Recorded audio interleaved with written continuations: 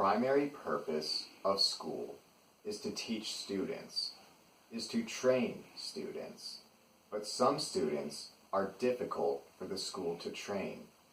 There's the scribbler, there's the fidgeter, there's the crier, there's, like me, the loner.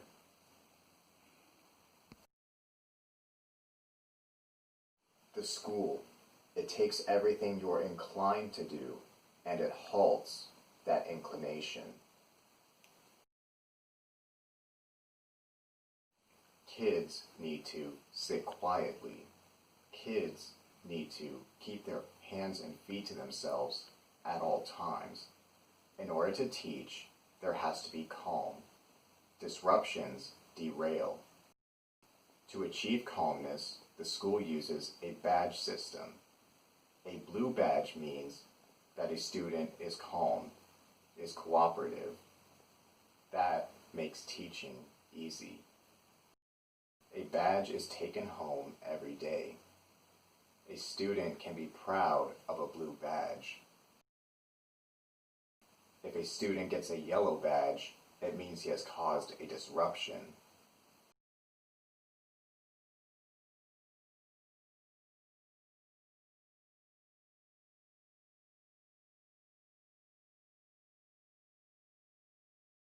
A kid who is perceptive detects how harsh the badge system is. A blue badger dislikes criticism. To avoid it, he behaves well. A yellow badger, he tolerates criticism. He is a normal kid, a blend of good and naughty.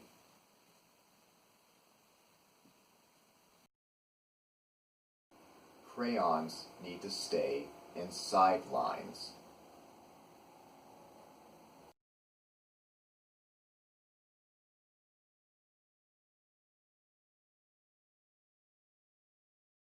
Letters need to follow paths.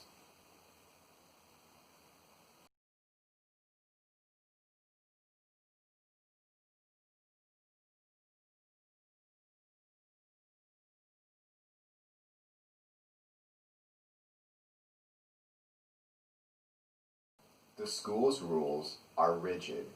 Kids at first are resistant, but the school is persistent. The school has got to convert frolic into performance. Kids ultimately surrender to the incentives the school dangles: candy, prizes, fun. Kids get lured into devices that generate praise, attention.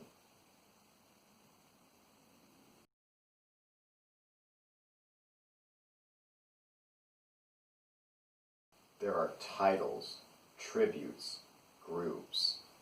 Whiz Kid, Good Citizen, Pizza with the Principal, Safety Patrol.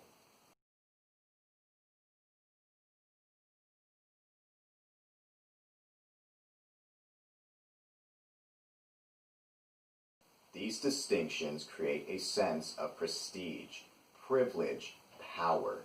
They mold your identity. These identities, these distinctions swell as a kid gets older.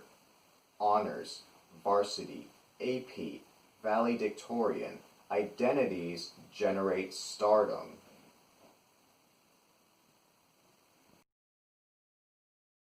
A loner like me, he looks normal, like a member of the school's cast of heroes. Yet, what he's done is he's inserted a replica of himself in the parade. This self-encryption shows. Kids like me, we don't shine. We don't radiate the glory the school injects in us. We don't beam.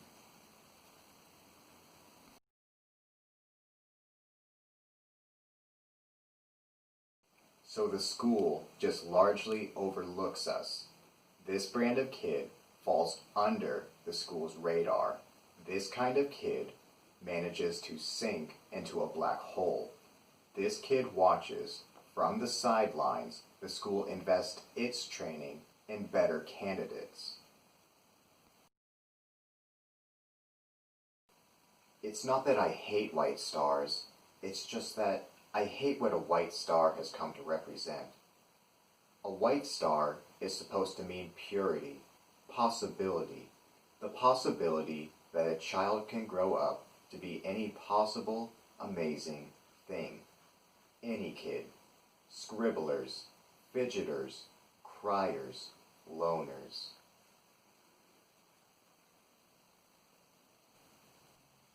But it's as if the school hijacked a white star and utilized that white star to inspire kids to be the type of kids that the school wants kids to be, envisions kids to be.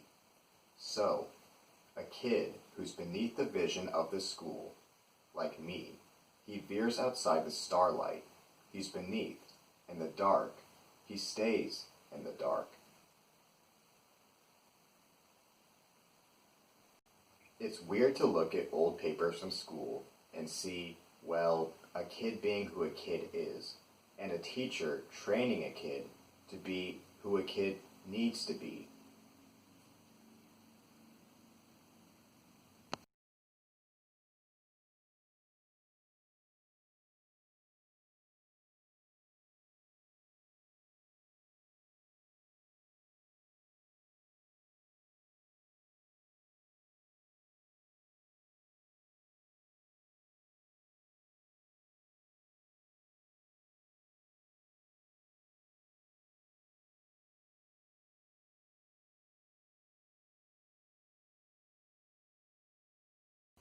A lot of white star gets piped into a teacher star.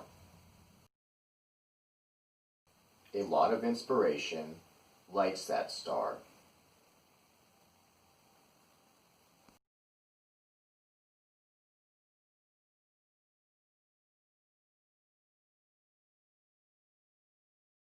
This is my brother's worksheet, Evan.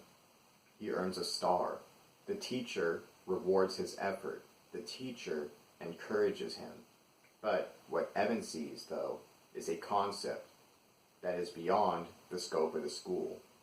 He is enticed by the star. He sees the star's beauty, its flow lines, its curves. He, inspired, obeys his inclination. He draws the star. He gives his work a star.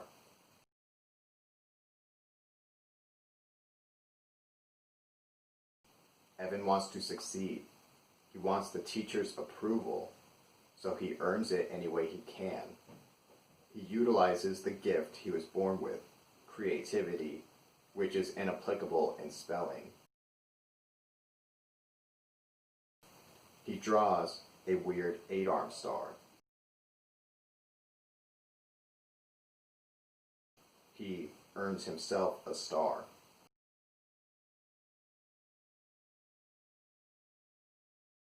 He inspires himself to do what he's good at. The star he draws does what a star is supposed to do. Inspire. Inspire any kid, any skill, any inclination, any dream. It's not that I hate white stars, it's just that I hate the confiscation of a white star's inspiration. A white star's radiance, piped into inventory, felt pens, badges, tributes, titles, awards. The timber of stardom.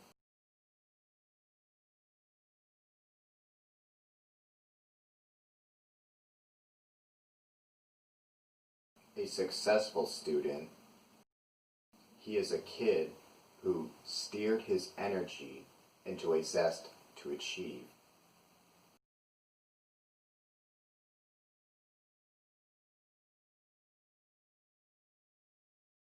His stardom contributes to the shine of the institution that piped its shine into him.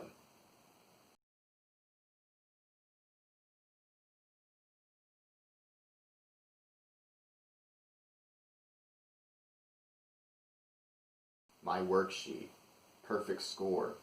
The teacher is thrilled, but she's going to end up disappointed, because I'm not going to be the kid who supplies wise remarks, who wins class president. All I do is draw her star.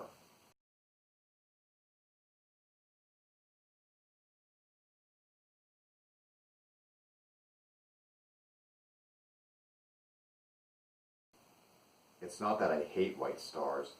It's just that I hate what a white star has come to represent. A black star, well, a black star is a white star, but this white star has had to find a way to emit its inspiration, to transmit its inspiration to students who live beneath the white shine of the school.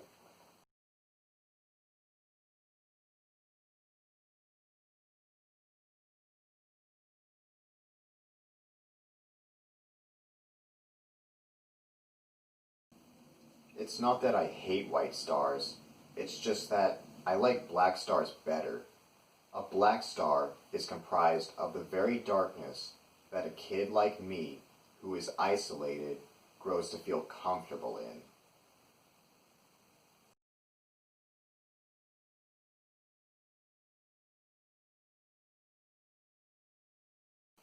By the time a kid like me gets to be in high school, life looks like, feels like a train wreck. In high school, the kids who are trained well do well. These kids worship their identities: athletic, pretty, smart. And a kid like me, who got inhaled by the darkness, this parade of celebrities that you stand and watch, this vortex of flashy prestige, it's just euthanizing.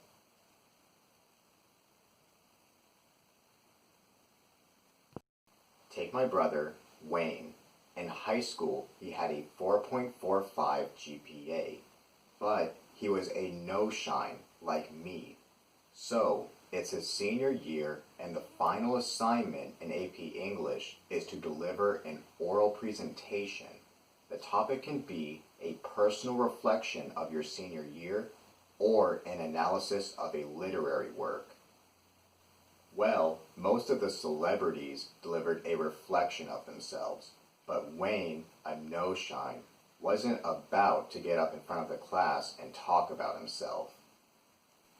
So, he did an analysis of a poem by William Carlos Williams. The first casualty of this action was that he read off index cards, which is a deficit in an AP class that prizes fluency. The second casualty of this action was that for days a classmate who had flawlessly delivered a reflection of himself broadcasted how lame it was to rely on index cards. The third casualty of this action occurred 10 years later, when my brother finally got the nerve to attempt to earn a degree at a university. 10 years later, 10 years lost.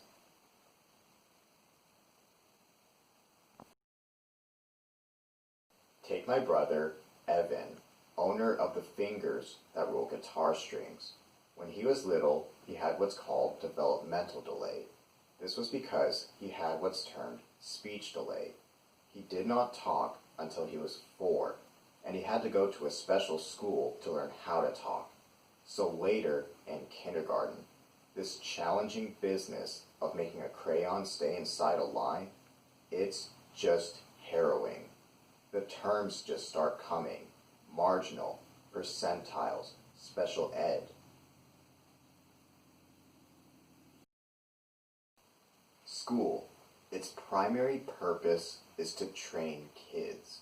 Stars on worksheets, on tests, propel a kid's progress. But these stars abandon a kid, like me. That's how a star changes color. That's how a white star turns black.